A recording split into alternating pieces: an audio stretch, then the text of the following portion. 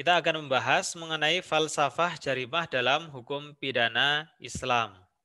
Kenapa ini penting?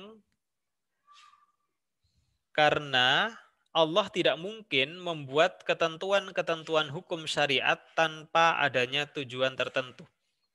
Namun di dalamnya pasti ada tujuannya. Orang yang tidak tahu mengenai jarimah atau tindak pidana di dalam Islam, seolah-olah Islam itu berlebihan dalam menjadikan suatu perbuatan sebagai delik atau jarimah. Misalnya jarimah zina yang dilakukan oleh dua orang yang sama-sama belum terikat hubungan perkawinan, dari antara bujang dengan perawan. Di dalam kasus jarimah zina, yang pelakunya itu sama-sama belum terikat hubungan perkawinan atau biasa disebut dengan zina ghairu muhsan, tidak ada orang lain yang dirugikan. Karena di dalam perzinahan itu ada kesepakatan di antara para pihak, tidak ada paksaan. Dan masing-masing belum terikat hubungan perkawinan. Artinya tidak ada orang yang menjadi korban perselingkuhan. Maka kalau orang yang berperspektif liberal, individualistik, perbuatan itu tidak layak untuk dijadikan sebagai jarimah atau perbuatan yang diancam dengan al-uqubah atau hukuman. Karena itu merupakan urusan privat dan tidak merugikan orang lain. Ya, tetapi di dalam Islam ada alasannya. Kenapa perzinahan sekalipun zina ghairu muhsan itu dijadikan sebagai jarimah atau tindak pidana.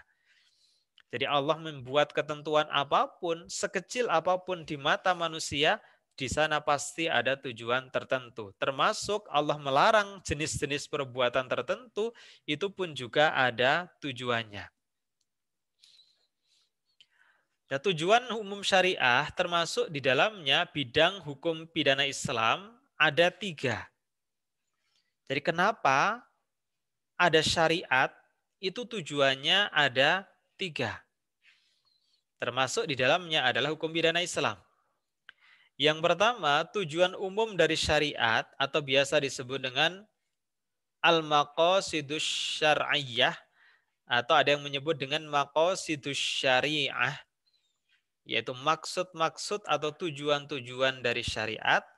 Yang pertama adalah menjamin keamanan dari kelima kebutuhan hidup yang primer atau yang disebut dengan ad-daruriyat.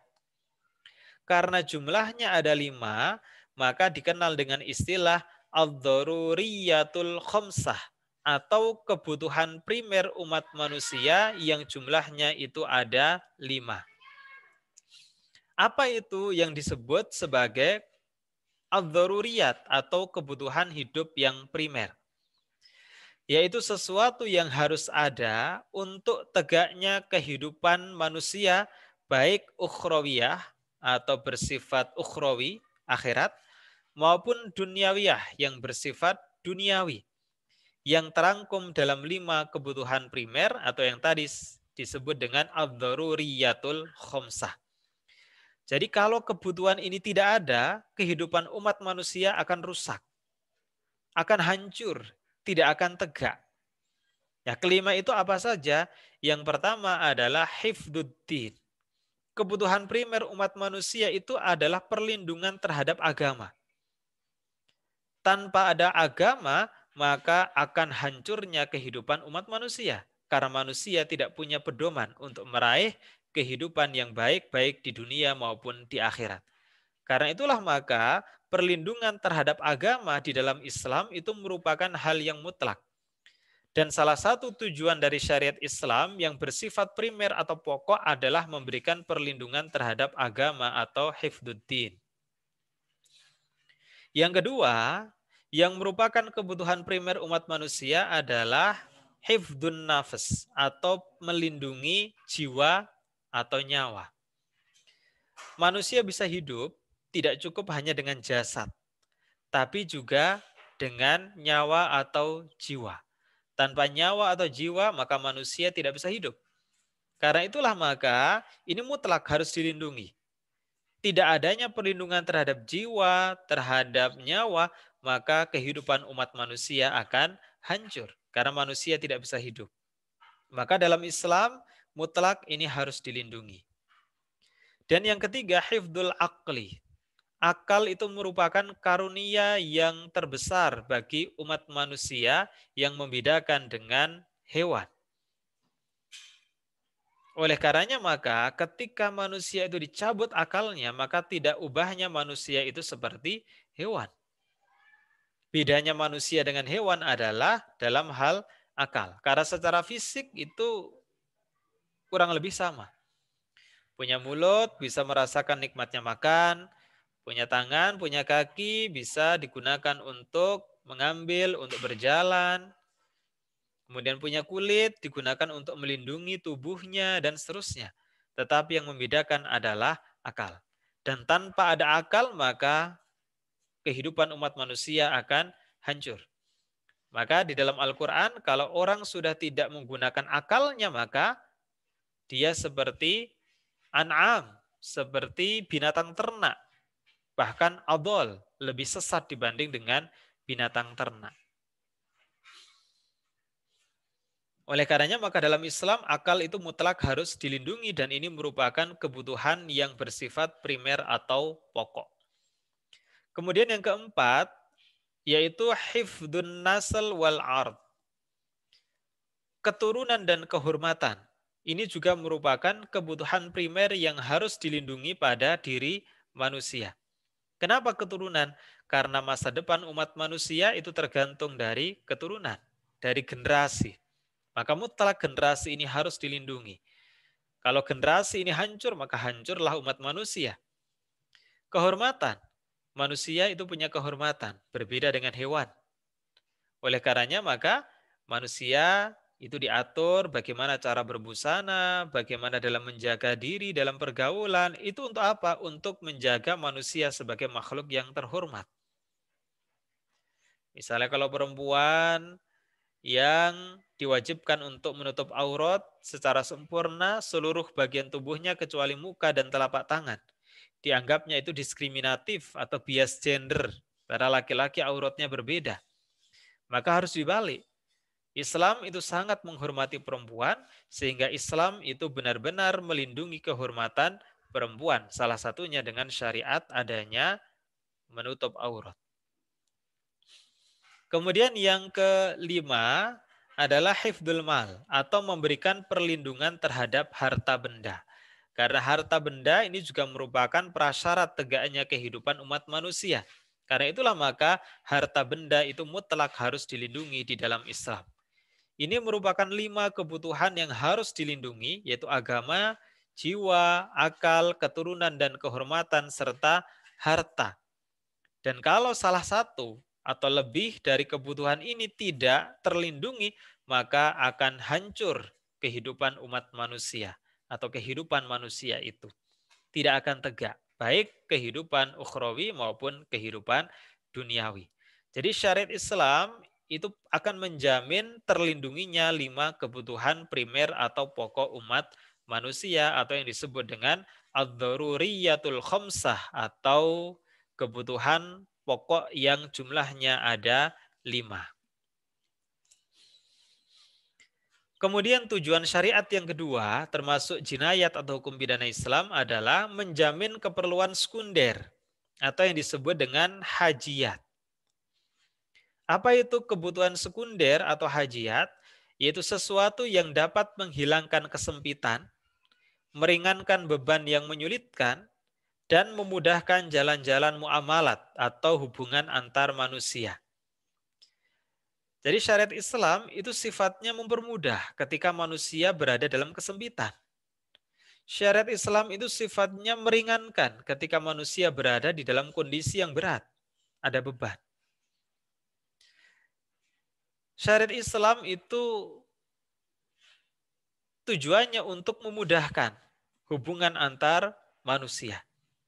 Maka misalnya di dalam Islam itu dilarang adanya riba.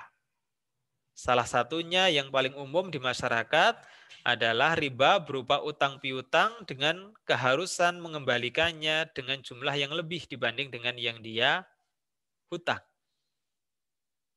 Itu merupakan perbuatan riba. Kenapa utang piutang dalam Islam itu murni konsepnya adalah qardul hasan, perbuatan baik saling tolong menolong satu dengan yang lain sehingga tidak ada kelebihan atau tidak ada yang boleh mengambil keuntungan dari adanya utang piutang. Kalau mau mengambil keuntungan maka menggunakan akad yang lain.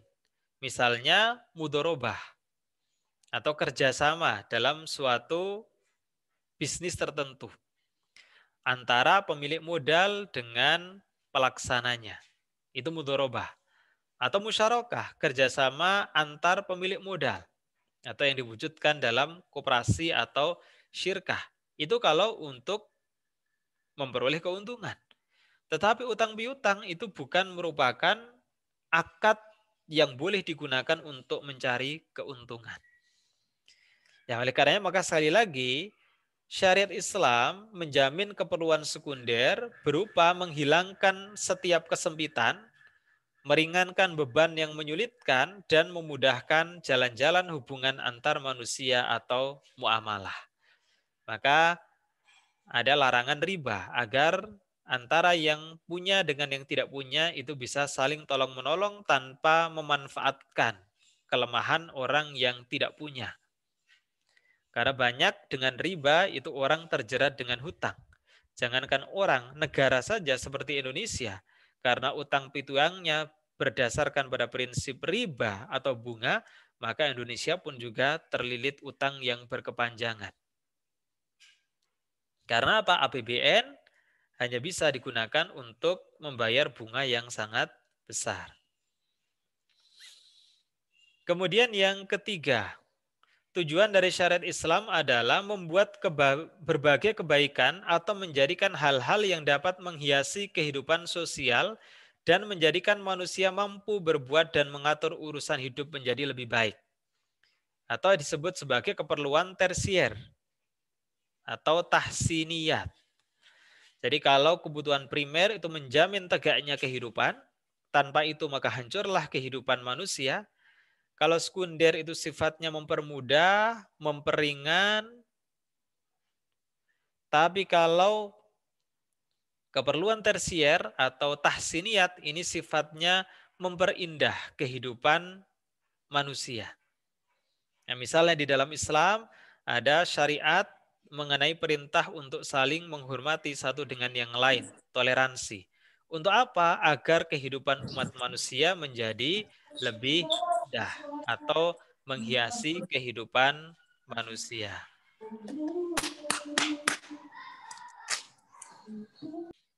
Nah, sekarang bagaimana contoh korelasi antara penentuan jarimah dengan tujuan syariat? Tadi kan tujuan syariat secara umum meskipun termasuk dalamnya adalah jinayat atau hukum pidana Islam. Sekarang bagaimana korelasi antara penentuan jarimah dengan tujuan syariat? Ini falsafah. Misalnya di dalam Islam itu ada jarimah riddah atau jarimah berupa keluarnya seseorang dari agama Islam. Tapi tidak dengan serta-merta orang yang keluar dari agama Islam itu hukumannya hukuman mati. Itu hanya dalam kondisi tertentu. Misalnya dia sebagai pengkhianat, keluar dari barisan umat Islam, membocorkan strategi pasukan dari umat Islam, sehingga musuh akan mudah untuk memukul umat Islam di dalam sebuah peperangan, misalnya. Kalau yang demikian, itu dia bukan hanya keluar dari agama, tapi bergabung dengan musuh. Dan itu sangat membahayakan bagi kepentingan Islam dan umat Islam. Itulah yang disebut sebagai jarimah riddah yang pelakunya itu diancam dengan hukuman mati. Apa korelasinya dengan tujuan syariat? Melindungi agama atau hifdzuddin. Jadi adanya syariat mengenai jarimah riddah itu untuk melindungi agama. Karena kalau perbuatan itu dibiarkan, maka agama itu bisa dihancurkan oleh para pengkhianat. Kemudian ada jarimah qatl atau tindak pidana pembunuhan. Apa korelasinya dengan tujuan syariat? Yaitu hifdzun nafas, memberikan perlindungan terhadap jiwa. Maka mutlak pembunuhan itu dilarang di dalam Islam, bahkan pelakunya itu diancam dengan hukuman yang setimpal, yaitu hukuman qisas atau yang serupa dengan yang dilakukan oleh pembunuhnya. Kemudian ada jarimah syurbah atau larangan minum minuman keras. Ini sekarang di Indonesia sudah ada RUU mengenai larangan mengkonsumsi minuman beralkohol atau minuman keras yang menimbulkan pro dan kontra. Yang sudah jelas menolak itu daerah Bali mengenai RUU miras itu. Ya mungkin karena minum minuman keras itu sudah menjadi budaya bagi masyarakat Bali sehingga tidak layak untuk dilakukan kriminalisasi. Nah, tapi dalam Islam minum minuman keras itu dilarang. Itu merupakan jarimah syurbah. Apa korelasinya dengan tujuan syariat untuk melindungi akal, hifdzul akli. Orang yang terbiasa minum minuman keras, maka akalnya itu tidak akan berfungsi dengan baik. Dia minum, mabuk, maka akalnya itu akan hilang. Ketika akalnya sedang hilang karena dia minum minuman keras, maka sikap dan perilakunya tidak akan terkendali. Oleh karenanya maka penting adanya perlindungan terhadap akal. Makanya di dalam syariat Islam itu ada jarimah syurbah atau larangan meminum minuman keras atau khamr. Kemudian ada jarimah zina dan jarimah qadzaf. Jarimah qadzaf itu adalah menuduh seseorang yang baik dengan perbuatan zina. Jadi dia orang baik tapi dituduh berzina. Itu namanya jarimah qadzaf. Orang yang melakukan penuduhan tersebut. Apa korelasinya dengan tujuan syariat? Hifdzun nasl wal ard. Memberikan perlindungan terhadap keturunan dan kehormatan. Jadi dalam jarimah zina itu ada perlindungan terhadap keturunan. Agar anak itu terlahir dari hubungan yang jelas. Yaitu hubungan perkawinan. Dari siapa dengan siapa. Sebab kalau tidak, maka tidak akan jelas. Dia menjadi keturunan siapa yang itu bisa berpengaruh terhadap masa depan dia. Karena rentetannya akan banyak. Kemudian juga untuk jarimah zina dan qadzaf ini juga dalam rangka memberikan perlindungan terhadap kehormatan manusia. Jadi menuduh wanita baik-baik telah berbuat zina itu berarti dia telah menyerang kehormatan orang lain. Maka yang demikian itu perlu ada pengaturannya di dalam syariat. Dalam hukum pidana Islam juga ada jarimah sariqah atau pencurian. Apa korelasinya dengan tujuan syariat? Hifdzul mal.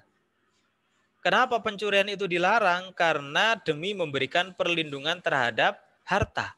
Karena harta itu menjadi salah satu prasyarat tegaknya kehidupan manusia baik di dunia maupun di akhirat.